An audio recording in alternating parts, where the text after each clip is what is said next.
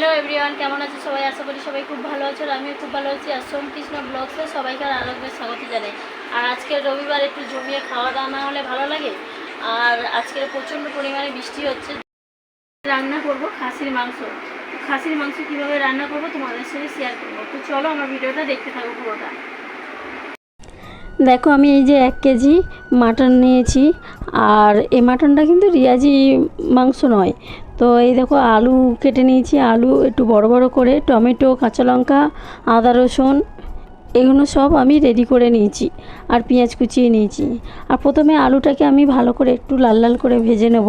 আর কড়াইতে তেল বসিয়ে দিয়েছিলাম, তো তেলটা গরম হয়ে গেছে, আলুটা একটু ছেড়ে দিয়েছি, আলুটা ভাজা ভাজা করে নেব।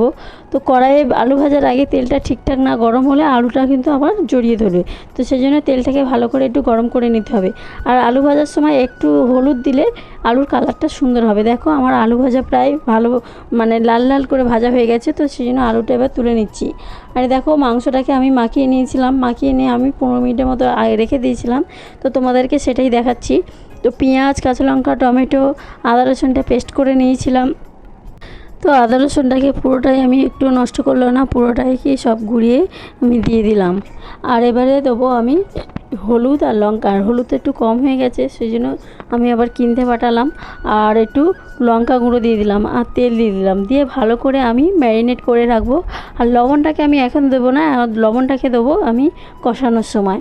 তো দেখো এত সুন্দর দেখতে লাগছে, মশলা মাখানো মাংসটা দেখতেই কত সুন্দর লাগে। আর এদিকে কড়াইতে দেখো তেল দিয়ে দিয়েছি, আর একটু শুকনো লঙ্কা একটু মানে কেটে ফোড়ন দিয়ে দিলাম, দিয়ে মাংসটাকে পুরোটা দিয়ে দিলাম, দিয়ে ভালো করে একটু কষিয়ে নিতে হবে। তো এটাই আমি মানে এইভাবেই আমি মাংস রান্না করি, খাসির মাংস। তো কে কীরকম রান্না করো জানি না। তো তোমাদের কেমন লাগলে অবশ্যই কিন্তু জানিও, ভালো লাগলে অবশ্যই কিন্তু কমেন্ট করে জানিও। আর কে কোথা থেকে বলছো আমাকে জানিও, তবেই তো আমি ধন্যবাদ দিতে পারবো। তো দেখো আমি মাংসটা বসিয়ে দিয়েছি, আর লবণটা তখন দেওয়া হয়নি, তো লবণটাকে আমি এবারে দিয়ে দিলাম, দিয়ে ভালো করে কষাতে থাকবো। তো আর এদিকে দেখো বৃষ্টি শুরু হয়ে গেছে। তোমার বললাম না আজকে সকাল থেকে বৃষ্টি হচ্ছে। তো আজকের রেমাল হওয়ার কথা আছে, জানি না কি হয়। তো আমাদের দোকানটাও নিয়ে খুব চিন্তা হচ্ছে, অনেক দিনের দোকান তো। তো বাঁশ খুঁটিগুলো ভালো করে চেঞ্জ করা হয়নি, আর সকাল থেকেই বৃষ্টি হচ্ছে, আর হাওয়াও বেশ ভালোই বইছে।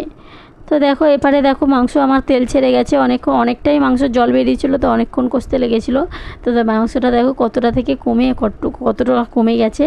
আর এদিকে মাংসটা প্রায় হয়ে গেছে। এবারে আমি প্রেসার কুকারে জল দিয়ে প্রেসারে সিটি বসিয়ে নেবো। খাসির মাংস আমি বেশিরভাগই প্রেসারে করি, তো গ্যাসে করি না। গ্যাসে করতে গেলেও তো কড়াইতে করতে গেলে প্রচণ্ড অনেক সময় লাগে, তো অতটা সময় নেই। আর এই দেখো আমি প্রেসার কুকারে জল নিয়ে নিয়েছি, তো একটু গরম জল বসিয়ে দিয়েছি, তার মধ্যে আমি মাংসটা দিয়ে দেবো।